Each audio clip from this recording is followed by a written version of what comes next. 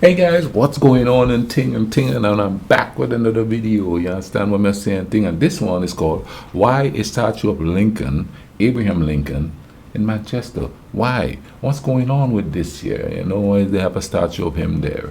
And someone has suggested this a while back. You know what I mean? And I'm getting around to it now. You understand what I mean? It got lost in the shuffle, but welcome to Mr. Giant Reacts. Ting and ting and ting. I'm Mr. Giant, and let's go figure out why is there a statue of Lincoln in Manchester, England.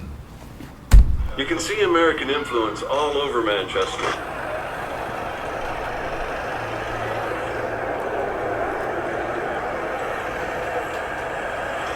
A lot of it we could do without. You might wonder, why a statue of Abraham Lincoln in Manchester? Lincoln was President of the United States during the American Civil War. It became the war to end slavery. It's one of the best documented wars in history. But the part that Manchester played in this history is largely forgotten. Ooh, interesting.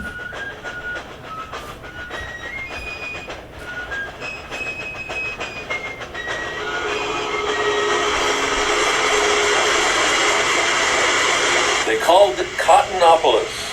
It's still said with pride today. In the 19th century, Manchester was the workshop of the world.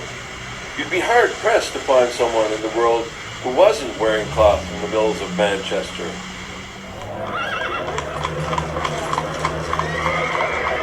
There was so much cotton moving through the streets of Manchester that they had to install these iron curbs. The heavily laden cotton carts were constantly cracking the stonework.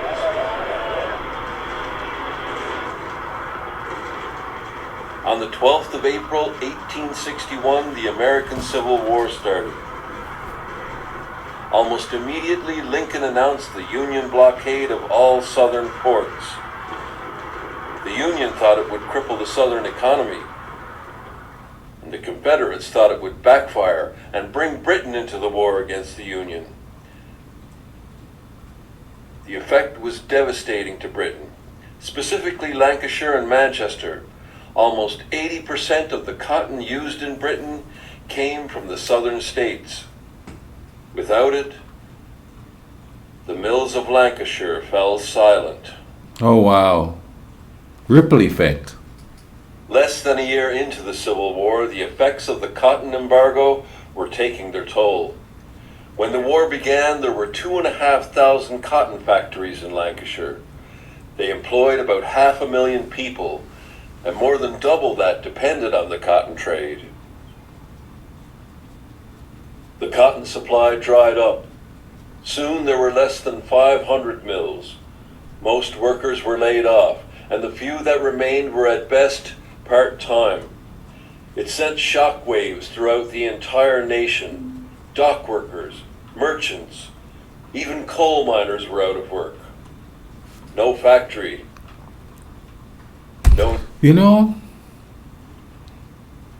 as you were saying that there, no, the Civil War was making a change in the way things were here. No more cheap labor and stuff like that. So as things are changing, it affects everything else. Let's kind of bring that to this part, to this modern times, especially with the service industry workers, like the job I do, or you know, the wages are stagnant. People are struggling to make ends meet. Businesses are closing left and right.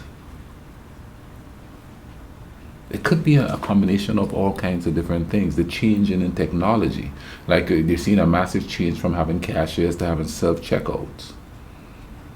And in some places, you have robots now going to the store and stocking. That's an industry that's kind of falling apart, and I think it's going to be gone in a while. And in order to facilitate that, a lot of companies are like tightening the belt.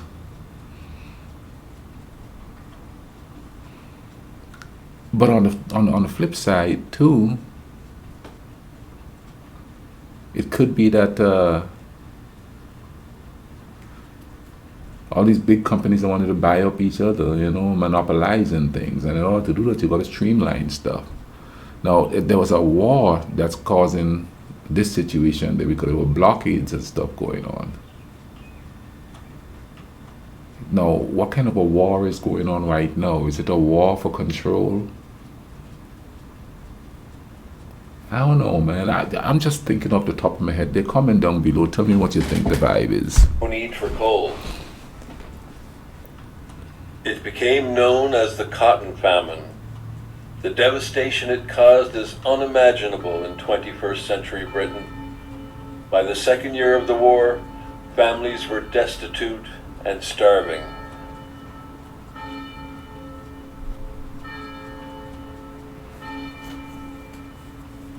The dark satanic mills of Manchester were well known to Frederick Engels. After all, his family owned one. His book, The Condition of the Working Class in England, is the best account we have of the people who worked in these mills. Life here was horrible. Cotton was king, and its servants worked in the mill. But now, they didn't even have that.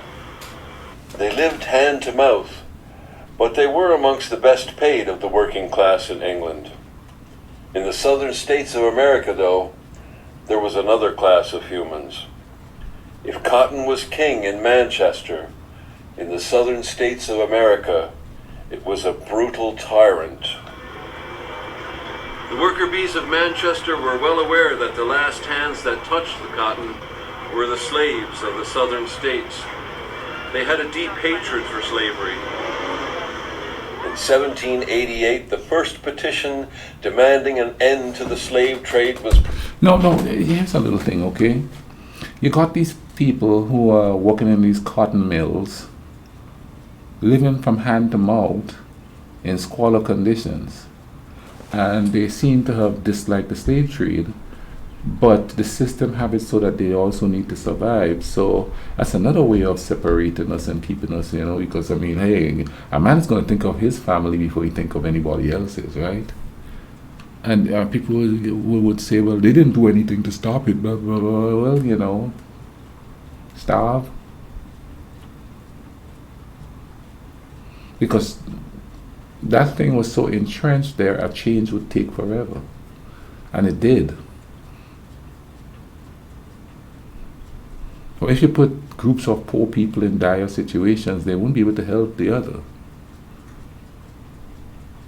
And they could take to the streets, but then there would have to be some kind of collective stuff, especially if, let's say, one group is here and one group is in Africa, or one group is here or one group is in Europe, you know what I mean? Turning society into a selfish society only benefits those who want people to think of themselves before they think of others, because if they think of themselves first, they could tell them what to do and blame the others for the situation that they're in. Works like a charm. Presented to Parliament by the people of Manchester. Manchester had a population of about 75,000 in 1792. Over 20,000 signed the petition to end the slave trade.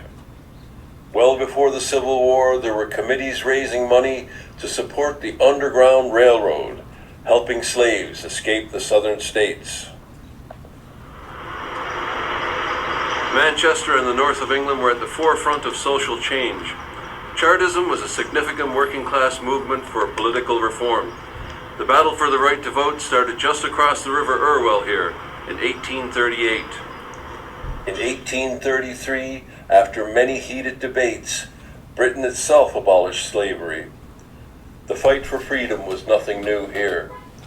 The working class of Manchester clearly saw the link between their lives and the life of a slave. And I tell you what, man, I learned a little bit about that in school back home, but why isn't that taught in schools here? Both sides needs to be taught, you know what I mean? Because a lot of people don't know about the Irish people, or the poor British people who were against the slave trade. And for the longest while, when I used to hear it, I used to think, oh yeah, you know what I mean? Who cares? This happened, and you know, I'm the victim, my ancestors are the victims. But not paying attention to the other poor people, because it's poor versus rich, who actually stood up, working class, who actually stood up and said, man, this thing is wrong. They don't seem to get any kind of recognition for it, really. And even today, with me just watching these videos, people would get on there and says, oh, that's just right, you know, that's just racist people trying to prove that, you know, that they're not bad, or things weren't as bad, you know, when in honesty, and if you look at every civilization, it's just other poor people who to a certain degree understand a struggle, not the struggle, but a struggle, who understand a struggle enough to want to stop the suffering of others.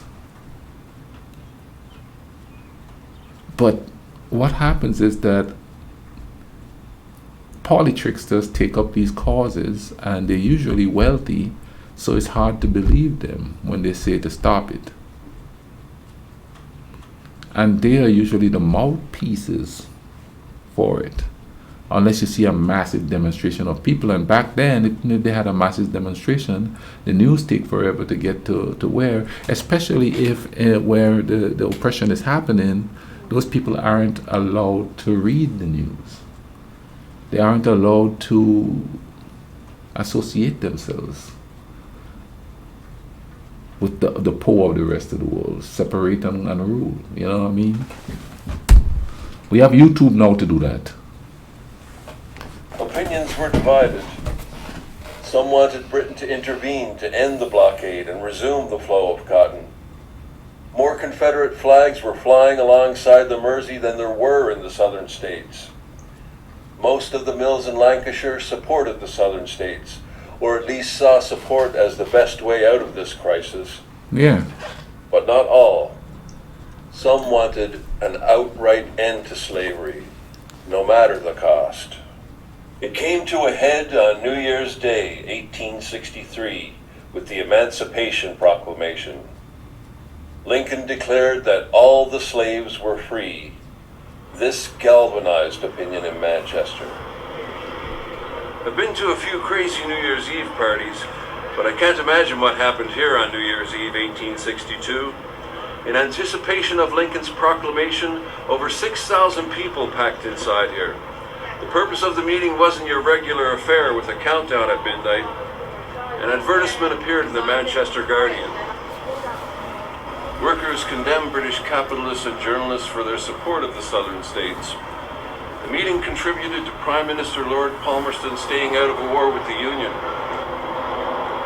By the end of the meeting, the working people of Manchester have produced a letter of solidarity to Lincoln. The letter concludes, "The erasure of that foul blot on civilization and Christianity, chattel slavery, during your presidency will cause the name of Abraham Lincoln to be honored and revered by posterity." Despite the unbearable hardship caused by the Union blockade, the working class of Manchester chose to throw their support behind Lincoln and an end to slavery. Lincoln was well aware of the weight of this letter. Within a few weeks, he replied. The statue bears an extract from his letter. "I know and deeply deplore the sufferings which the working people of Manchester and all in Europe are called to endure in this crisis. It has been often and studiously represented that the attempt to overthrow this government, which was built on the foundation of human rights, and to substitute for it one which should rest exclusively on the basis of slavery, was likely to obtain the favor of Europe.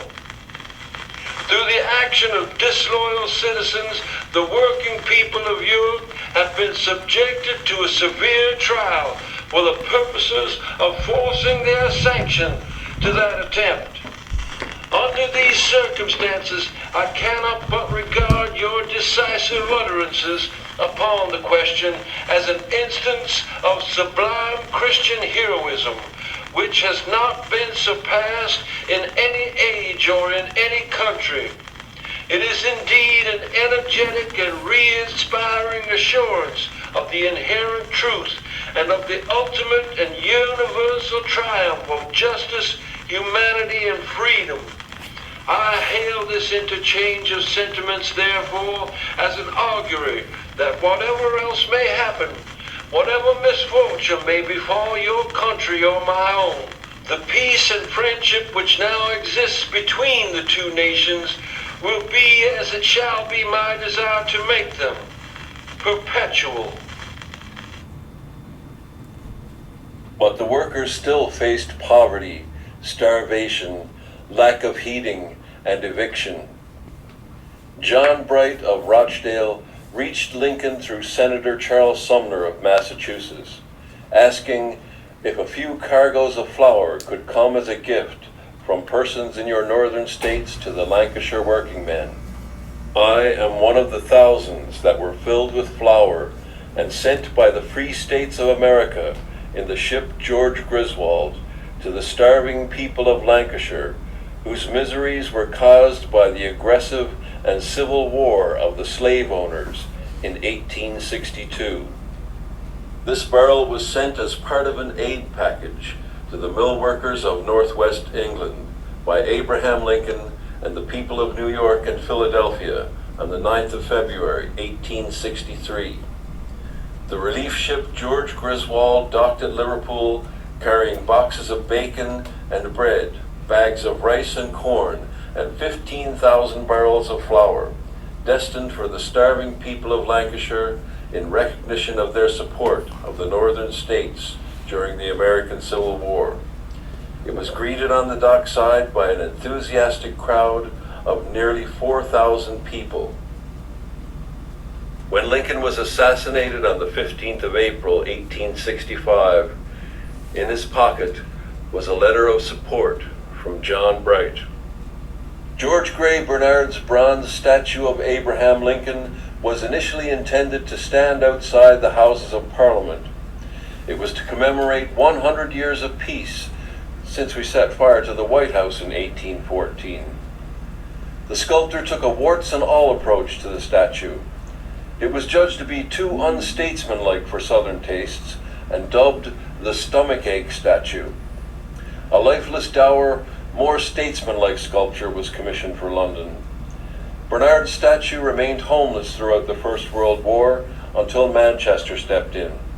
It was unveiled in Platt Fields in 1919 and later moved here to Lincoln Square in the town center in 1986. There is an afterlife, and we will be judged. It may not be by some omniscient being, but we will be judged by history. Let's hope Manchester still has the spirit of the brave people of the Cotton Famine, and are judged as favorably. Okay. Wow. I'm glad I watched this video. That was quite, it was quite an informative video there, man. I hope you guys enjoyed it as much as I did. I'll leave a link to it in the bottom of the thing. You understand what I'm saying?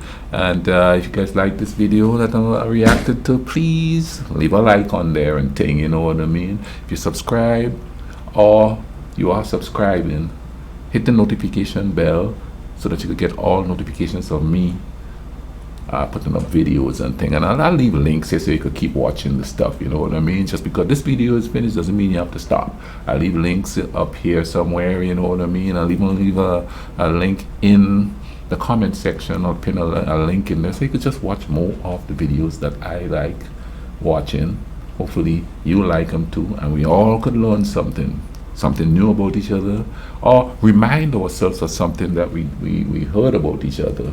Positive, keep it positive, keep it real positive in this year times, okay? Y'all take care of each other, all right? Cool runnings.